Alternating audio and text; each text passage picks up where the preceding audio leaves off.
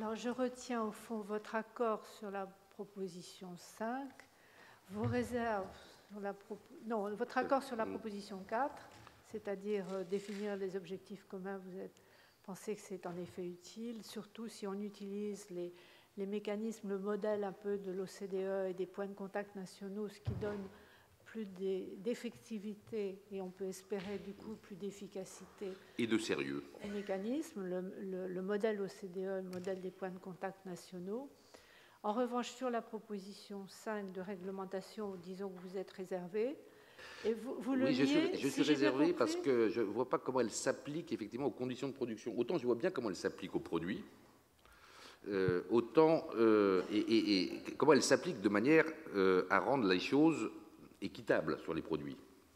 Et qu'en plus, sur les produits, elle peut s'appliquer à des portions d'espace. Il n'est pas nécessaire d'avoir un accord global. L'Europe peut décider que chez elle, les voitures pollueront moins et toutes celles qui seront vendues en Europe pollueront moins.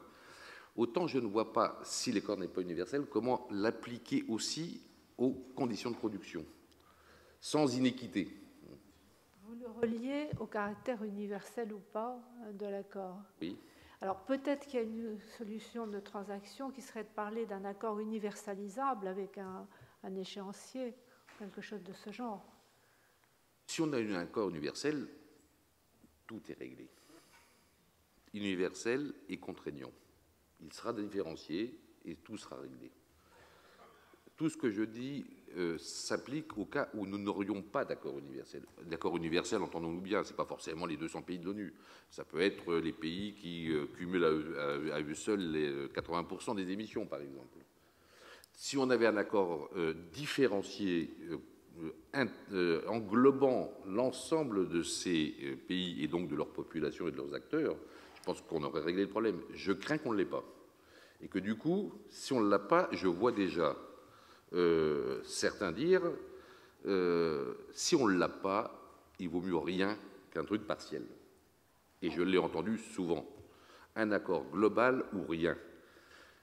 Comme je crains qu'on n'ait pas d'accord global, je crains clairement qu'on n'ait rien. D'où l'idée d'un plan B, ou tout au moins d'un second best, qui permette néanmoins d'agir et qui ait un effet d'entraînement progressif pour progressivement en entraîner d'autres.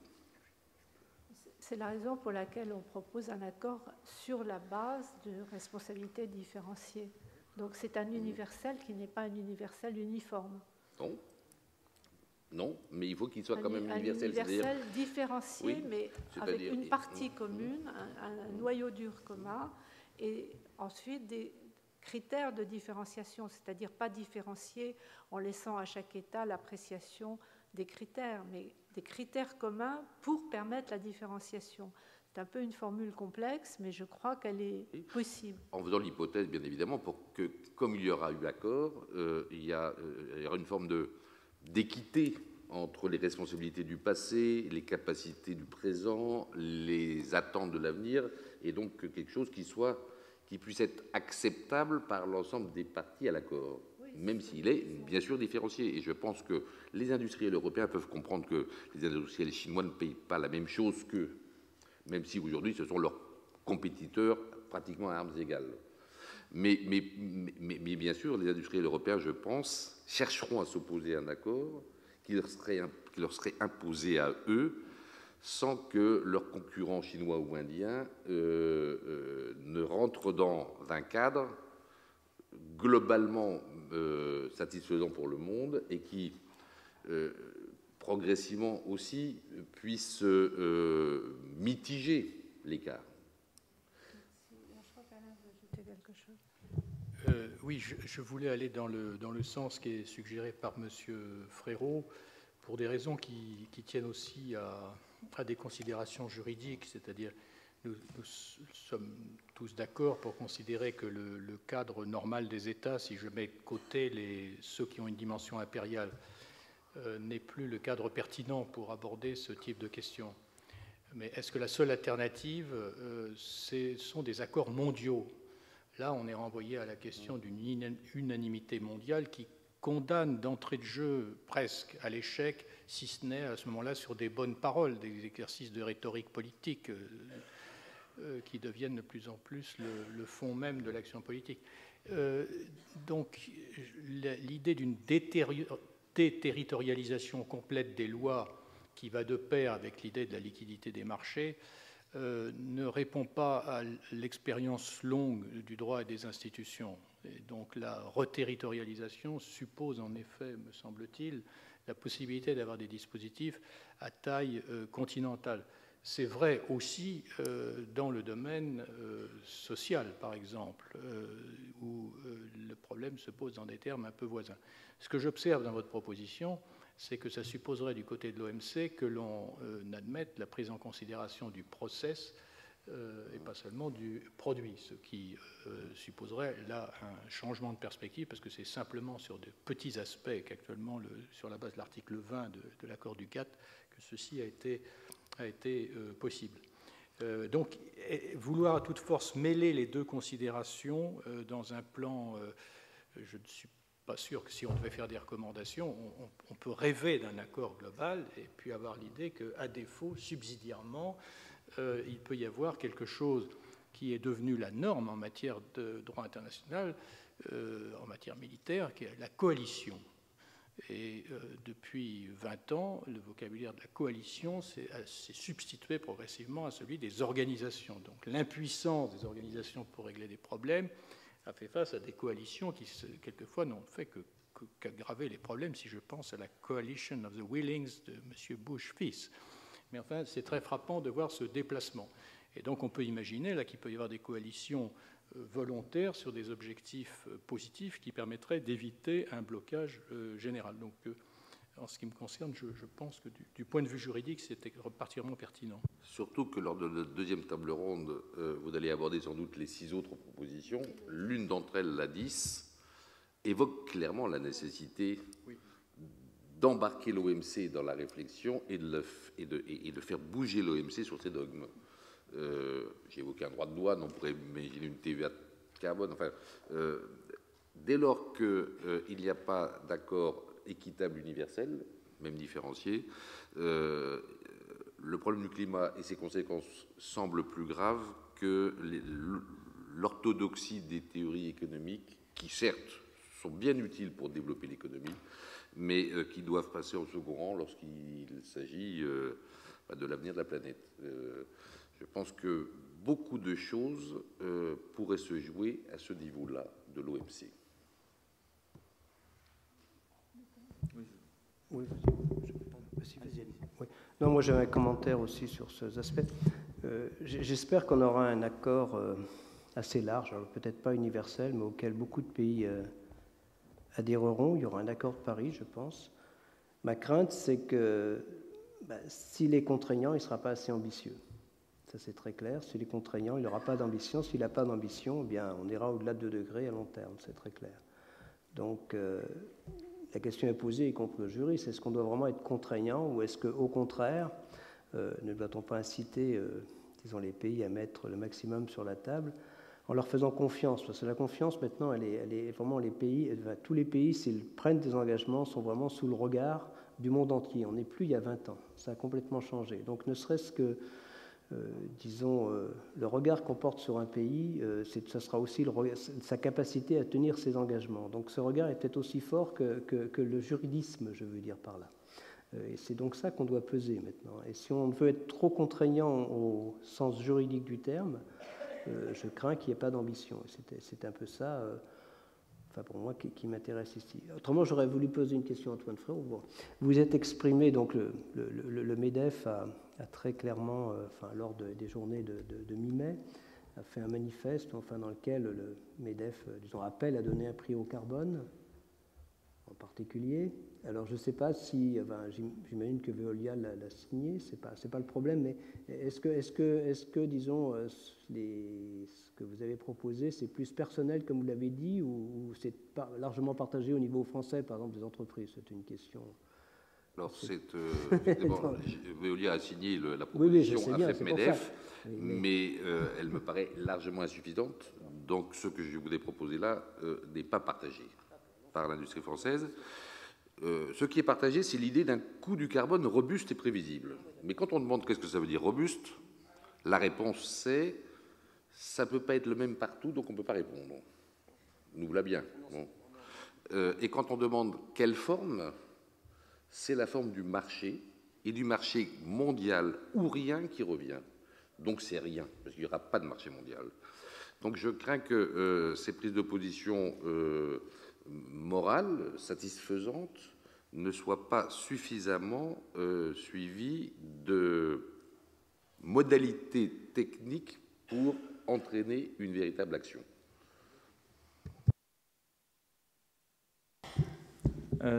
Juste un mot pour vous remercier de vos remarques qui sont vraiment précieux pour avancer dans ce travail de réflexion.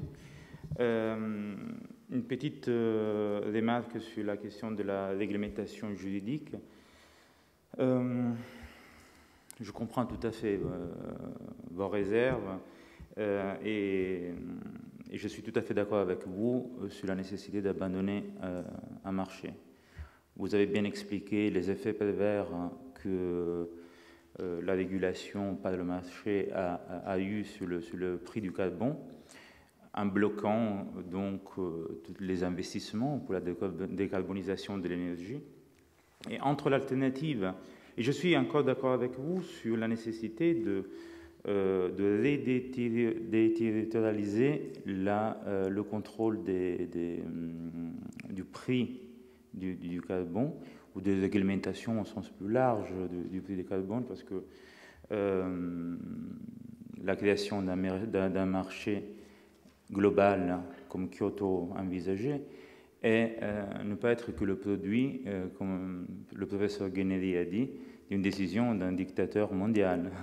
Et heureusement, on n'en est pas là. Dans le cadre d'une réglementation pas nationale, mais plutôt régionale, je pense qu'entre une taxe carbone et une réglementation juridique, il y a quand même certaines différences. Et je pense notamment, en ce qui concerne l'Europe, au problème institutionnel qu'il y a derrière, parce que établir une taxe à l'échelle européenne demande l'unanimité. C'est une des raisons qui a conduit l'Union européenne à faire le choix d'un marché. Et ça serait très difficile aujourd'hui d'avoir cette unanimité, alors qu'une réglementation juridique pourrait éventuellement permettre de contourner ce problème. À cet égard, les États-Unis vont dans cette direction. Mais là aussi, je vous rejoins, dans des secteurs qui ne sont pas ouverts à la concurrence, notamment le secteur de la production d'électricité. Et donc, le problème de l'équité que vous avez à juste titre soulevé ne se pose pas dans un domaine où ce problème ne se pose pas. Donc, on pourrait éventuellement imaginer une combinaison entre réglementation juridique ou régulation économique par le biais d'une taxe carbone, avec le problème institutionnel que je viens d'évoquer, qui devrait nécessairement se combiner avec une taxe aux frontières. Je suis tout à fait d'accord avec vous. Taxe qui serait très difficile à faire passer auprès de l'OMC, et on en parlera plus tard. J'ai une rapide question pour tous les deux. On a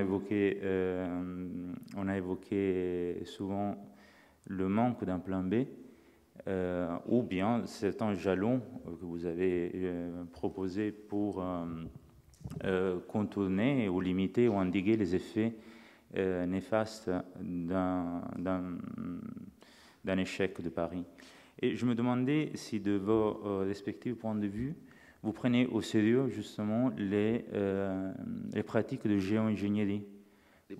Les pratiques de géo-ingénierie. Vous les avez en partie évoquées. La géo-ingénierie ne s'attaque pas aux causes des émissions, mais limite les effets. Donc, à travers une surenchère technologique qui permettrait, dans des scénarios qui des fois sont un peu effrayants, soit de récupérer la CO2 produite, ou bien intervenir sur ces effets, par exemple sur les océans, etc. Donc, je me demandais quel était votre point de vue là-dessus. Alors, le point de vue sur la géo-ingénierie, il est principalement éthique. Par exemple, si on évoque la possibilité qui est évoquée d'introduire disons, d'introduire des aérosols dans la stratosphère de façon à jouer les volcanologues. On sait qu'à chaque fois qu'il y a un volcan, il y a un refroidissement de quelques dixièmes de degrés pendant quelques années. Donc c'est l'idée d'injecter d'énormes quantités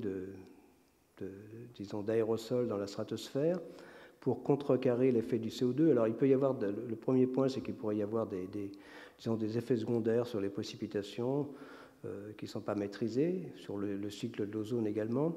Mais le point principal, c'est que c'est pour une raison. Alors, si on veut contrecarrer l'augmentation le réchauffement qui est lié à l'augmentation de l'effet de serre, il faut augmenter la dose continuellement. Il faut de plus en plus mettre d'aérosols dans la stratosphère, même si ça marchait, il y a des questions là-dessus.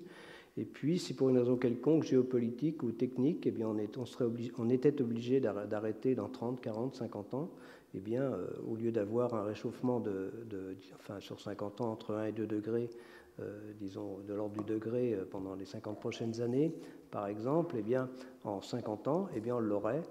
C'est pour une raison quelconque, on l'aurait en 5 ans, et ça sera encore plus terrible. Et je pense que du point de vue éthique, c'est laissé pour nos enfants, nos petits-enfants, avec une vraie bombe à retardement. Donc moi, je suis vraiment opposé à la géo-ingénierie, principalement pour cette raison-là, pour une raison éthique. Même si ça marche, je pense qu'on ne doit pas le faire. Deux commentaires à ce que vous avez dit, monsieur. Vous avez évoqué, d'ailleurs, dans vos propos liminaires tout à l'heure, le bon exemple des États-Unis sur la régulation juridique. Vous êtes bon prince avec les Américains quand même, parce que cette maigre régulation juridique s'applique à leur centrale au charbon, et encore, il faut passer derrière le Parlement, et s'il s'applique aux centrales au charbon, c'est que ça ne leur coûte pas grand-chose, puisque aujourd'hui le gaz, il supplée largement. Mais il n'est pas question, bien évidemment, d'appliquer les mêmes règles à la production et à l'utilisation de gaz. Et pour bien connaître les régulations environnementales américaines, et notamment le rôle de l'EPA et du poids de l'EPA, qui a servi pour nous, pour les gens de ma génération, comme modèle pendant des décennies, il faut bien considérer que l'EPA, aujourd'hui aux États-Unis, est totalement démonétisé. Et que ce n'est pas des États-Unis qu'il me semble que nous trouverons les meilleures régulations et les meilleures régulations juridiques en matière d'environnement. Il y en a d'autres, et notamment à la place de la régulation économique, la régulation juridique. D'ailleurs, votre document évoque ce qui s'est passé en Europe sur les automobiles, qui me paraît un meilleur exemple. Mais je mets en garde sur l'exemple américain, car aujourd'hui, très honnêtement, la législation américaine sur l'environnement a été démantibulée depuis 30 ans. Et on ne voit pas vraiment de traces où elle se renforce réellement, même si le président Obama a vraisemblablement cette volonté, il n'en a aujourd'hui pas suffisamment le pouvoir. Sur l'unanimité en Europe pour ma taxe aux frontières, vous avez raison, c'est le bas qui blesse. Il semblerait que des juristes travaillent, et je vous livre la question parce que je n'ai pas la réponse, à l'idée que si c'est un marché avec un tunnel, avec un plancher et un plafond, et ma redevance pourrait être le plancher du tunnel du prix du marché de carbone, on pourrait peut-être s'abstraire de l'unanimité des 28 pays de l'Union. Et je sais que des juristes travaillent sur cette idée. Alors on peut peut-être combiner un marché pincé qui oblige à un coût minimum du carbone, et on retrouverait à ce moment-là le même effet, me semble-t-il. Et puis, sur votre dernier point, je ne connais pas bien ces technologies que M. Jouzel évoquait, sauf peut-être celle de la capture et du stockage du CO2, dont je crois qu'aujourd'hui, il commence à être correctement maîtrisé. C'est-à-dire que ce carbone capturé, enfin ce CO2 capturé et sous pression rendue en phase pâteuse semble suffisamment stable pour être stocké dans des cavités de là où, par exemple, on a extrait d'autres hydrocarbures, charbon ou pétrole, sans qu'il semble vouloir s'échapper en tous les cas. Le coût de cette capture et de ce stockage du CO2, lorsqu'on l'applique à des usines de production d'électricité, augmente le coût de la production d'électricité de 40%. Ça peut paraître beaucoup, ça reste aujourd'hui inférieur à l'utilisation de l'énergie solaire ou de l'énergie éolienne. Et ça peut être, au moins pendant un certain temps, le temps de trouver une alternative à ces productions d'énergie émettrices, une solution que de le capturer et de le stocker. Il est contesté, mais il semblerait que les expériences anglaises, canadiennes maintenant à grande échelle, américaines aussi, montrent que dans un certain nombre de contextes, en tous les cas, ça fonctionne bien. Et là, on ne prend pas le risque éthique que M. Jouzel évoquait. Ça fait partie des solutions qu'on peut discuter, mais c'est vrai que ça ne rentre pas trop dans le domaine de la géo-ingénierie. C'est une solution qui est quand même... qui pose aussi ses problèmes, comme toutes les solutions, mais qui est envisagée sérieusement, et qui doit être envisagée, c'est clair.